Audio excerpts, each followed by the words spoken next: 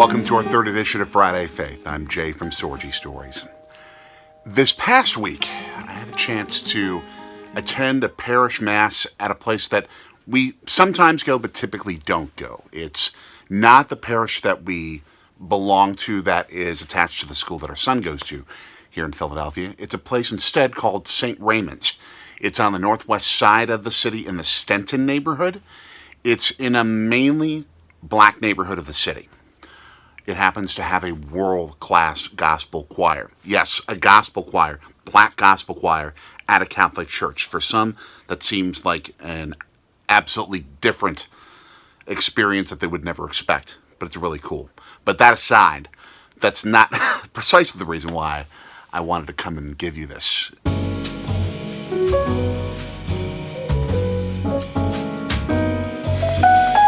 Because of what Father Charles, the priest there, talked about. And it comes at a time when I'm sort of redefining what I'm called to do in my life. Not completely, not the basics, but what some of the details of that are going to look like. Obviously, searching for a new job. He talked a lot about what it is that brings happiness, that brings joy. And he talked about trying to reach higher levels of it than what we tend to go for, which tend to be the sensory type of joys, and to really go deeper into the intellectual, emotional, and spiritual joys. He actually brought up a point from the saint who educated him and educated me, in essence, through the order of priests that saint founded, St. Ignatius of Loyola, the Jesuits. Even though I took Latin back in high school, I'm not going to try and pronounce the Latin for it, but I understand and remember its English terminology. Do what you do. That sounds like one of those slogan phrases that you tend to see, whether it's memes that come out on social media or it's taglines for an advertising campaign.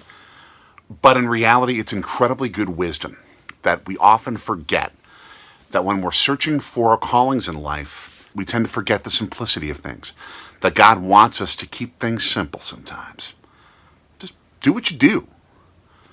Don't try and overdo things. Don't try and over-worry yourself. It's about perfecting what you do in a way that God would be proud of. Meaning loving, more than anything else. Beyond the moral, it's about loving. I remember one time in my own discernment, okay, what am I really called to do? Am I doing the things I'm supposed to be doing in my life? Particularly when it comes to my career and how I'm best meant to take care of a family. And I was going through that process years ago, and I went to see a spiritual director about that, a Jesuit priest at Marquette University. And I told him all the different things that I was considering, and that I was really so nervous and facing anxiety about this internal battle I was having. And he was like, dude, relax. Do what you do. Just trust what you're doing. And trust your gut when it comes to it. And if you see that it's not the right path, make some changes. That's okay. But don't overthink it. Just do what you do. Focus your life upon what you do best and who you're called to be. It leads me to think about where my path is now and the questions of what are ways that I can, moving forward, in terms of what I need to do to be able to take care of my wife and son and have the family life that we're called to be able to make ends meet. What does that look like now? And it's really focus on what you do best as a storyteller, as a communicator, but also as a person of compassion and empathy. What are the ways that I can do that? It's not that I'm not sending a bunch of resumes out. I'm sending hundreds, and I have since this process began. But let's look at some ways that we can perhaps do something a little bit different. So I'm discerning that right now. And I also remember an encounter when I was asked to talk at a confirmation class back in Milwaukee, in the city's suburbs, out in Waukesha County, west of the city.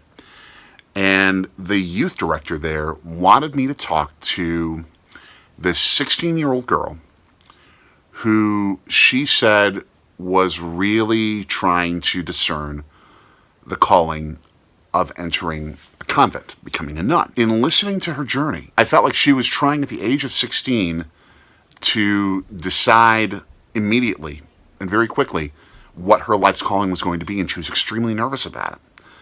She was also getting pushed into convent possibilities by this youth director. She was extremely anxious about this, way more than a 16-year-old should be anxious about making a career choice and about a vocation choice for her life.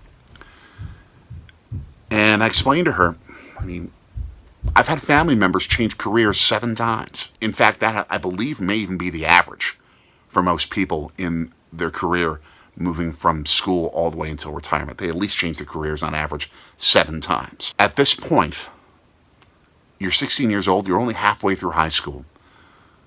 Why worry about when God is going to give you that calling and make it clear to you this is what you're supposed to do in bright lights? It's going to come subtly. It's not going to be most often in your face.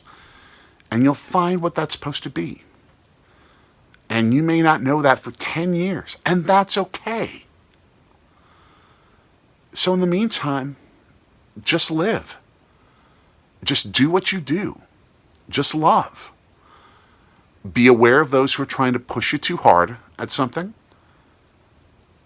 And instead, just take a more gentle pathway. God will show you.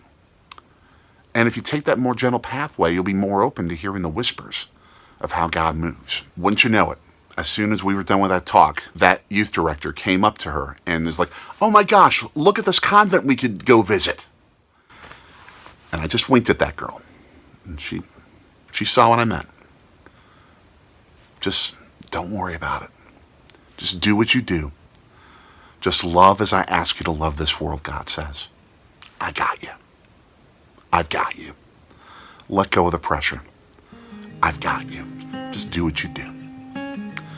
Thanks again, everyone. We're going to try and keep this going every Friday. Let us know in the comments what we can pray for you. And as always, God is love. Let's be love. We'll see you.